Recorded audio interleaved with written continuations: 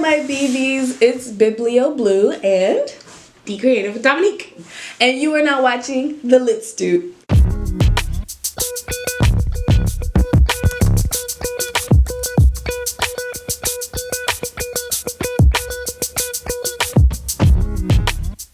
So, today I'm actually introducing a new series to my channel. It's called The Binge. I don't know what I'm going to do there, but I'm going to make a thing. I love it. It's called The Binge. So The Binge is basically a series where we compare books and their adaptations. So today is the first episode of The Binge, and we have Dominique here because we're going to be talking about The Sun is Also a Star by Nicola Yoon. Yes. One of my favorites. So first we're going to get a little bit into the book, the film that came out last year, and then which one you should actually waste your time binging on.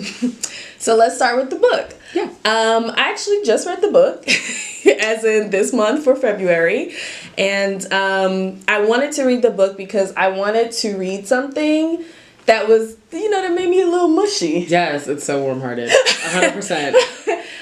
Is it a YA novel? Yes, it is. Technically considered? Technically, because, I think they're, 18. They're, sure. Seniors in high school. Sure.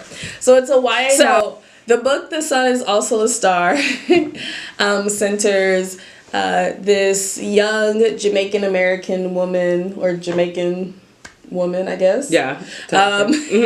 Who's about a senior in high school. Her name is Natasha, and this is the day that her and her family are actually being deported back to Jamaica. So she runs around New York City all day trying to actually get that reversed. So I didn't know that was going to be part of the book. That was not the mushy part. I was like, what? No, that was the very realistic part. I said, wait a minute. Y'all about to go tonight? What is this? So basically, on her quest to get this overturned and allow her family to stay in America, she runs into this Korean-American boy named Daniel. Yes. Daniel actually has an interview that day for his college admissions to Yale, and they bump into each other and they feel like it is fate. And so it's basically taking place mostly over this one day, though the last chapter or two does give you a glimpse into the future. But it's a very sweet love story that involves some very real things. Yes. What did you think about the book, Dominique? I absolutely loved the book. I think that it brought up different, like you said, very real things when it comes to ICE, deportation, race, all kind of things. Yeah, gentrification. Oh my god. Also, what that looks like in terms of things, even down to hair products and where we buy who we buy them from. Yeah. It was very interesting. I think that it has a lot of layers. As a book, you go into it thinking, oh, it's gonna be a lighthearted rom-com. It was not. It wasn't. It had weight to it.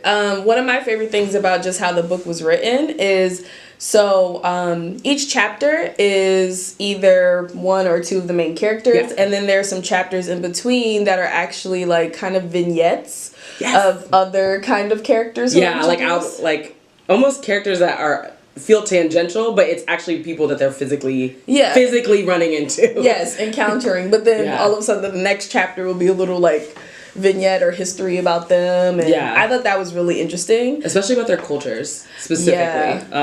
Especially when it comes to Irie, they talk about that from the Jamaican side. Yeah, it was really cool. Yeah, so I thought that was an interesting part of the book that gave it some more substantial weight. It wasn't just the perspectives of these two young kids falling in love, but it was also Natasha's dad's perspective and what happened to get them deported. There was the interjection of the security guard at the downtown immigrant immigration office. It was the attorney, it was the paralegal, it was too much Daniel's father and brother. There are also chapters about the history of things, like you said, the history of black hair, the history of products, the history of even how Koreans got into the black hair care business. So it was really interesting. I actually read it via the library. Shout out to the library. So I don't have the book in front of me, but I read it via the library and I really did enjoy it. Yeah. I was surprised because I was it's gonna be fun. I'm gonna get through it. But I was it had depth. It did.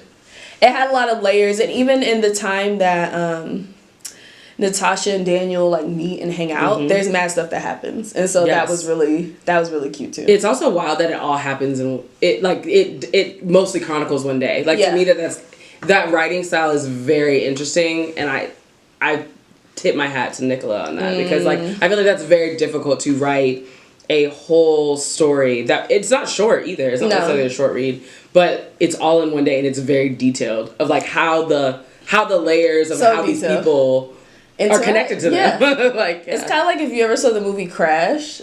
Yes, it's exactly all the characters like intertwined. You're like, what? That's crazy. But the guy at the gas station, it's like that. It's like they all kind of like intertwine. Yeah. So I would recommend the book. I think the book was fire. I've never read any of her other work.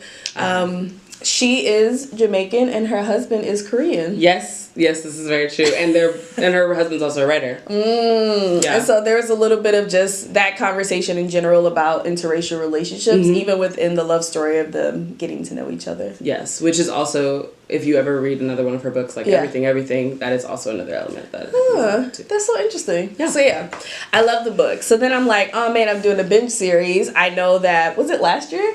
Yes, 2019.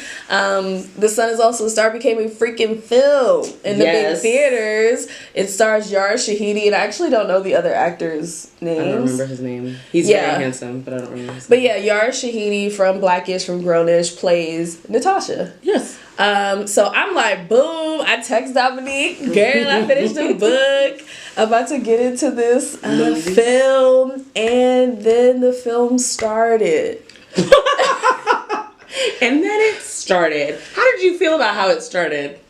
Well, let's just start here. The film, I just want to talk about the things that I think happen with adaptations. Yes. So, of course, you can't do the same thing. It just, even people who make TV or films or other kind of things, like, you know, podcasts, radio episodes off of books, they want to put their own spin on it. And that's what whoever this person who directed it did. Meaning, it does not take place all over one day. They make it seem like Natasha's family is leaving the next day, which is the thing.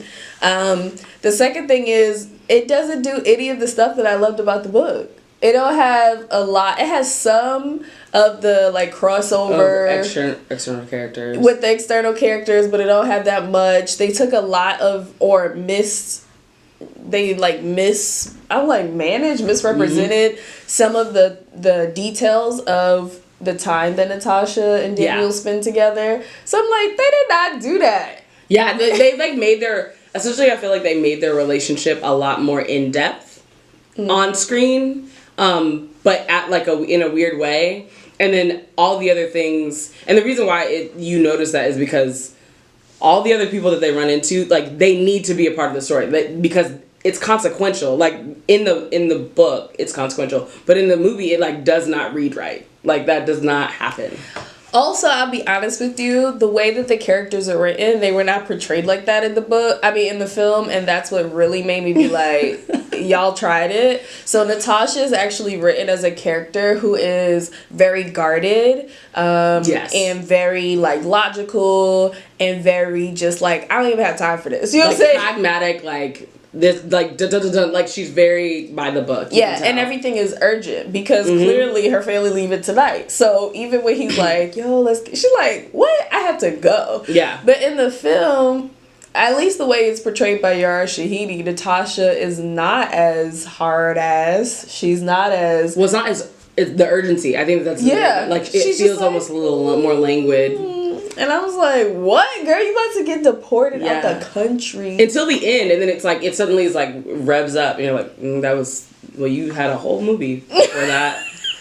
So I just really didn't get it. Her character seemed too soft. Yes. And so I was like, it didn't make for a nice contrast the way that it does in the book. Yeah. Because it's more of a push and pull, and that wasn't present in the film. In the film, it was just like, I like you too. And I was like, what? That's not what happened. She showed a little resistance at the beginning, but it falls down very quickly. Barely. I was like, I had to pause the movie several times. I was like, Dominique.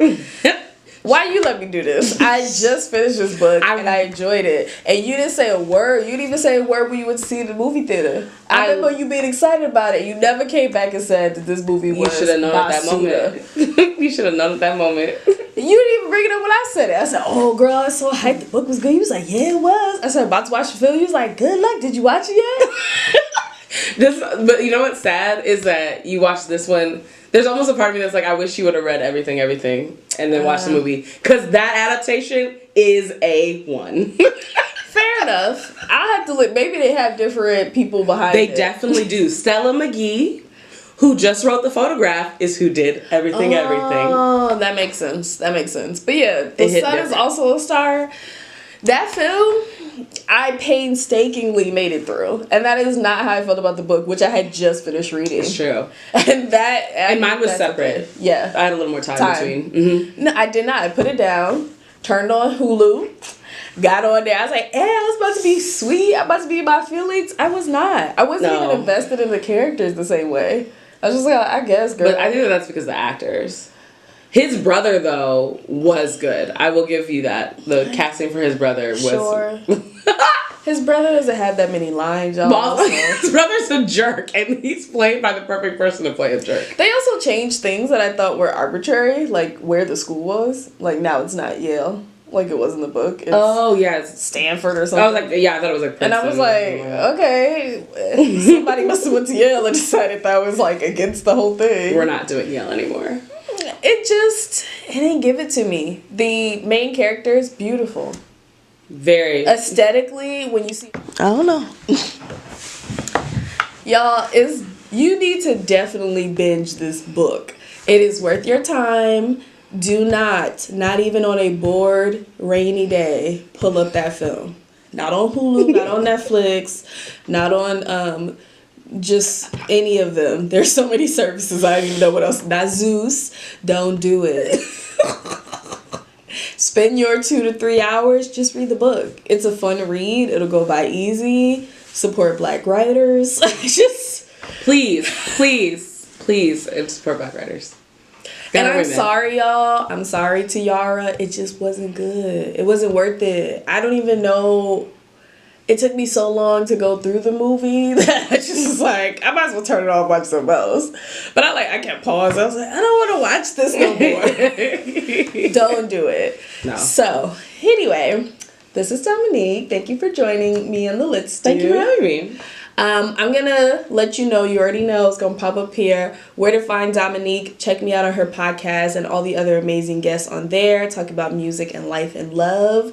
But yeah, I will holla at y'all later for the next episode of The Binge. You don't want to miss it. Bye.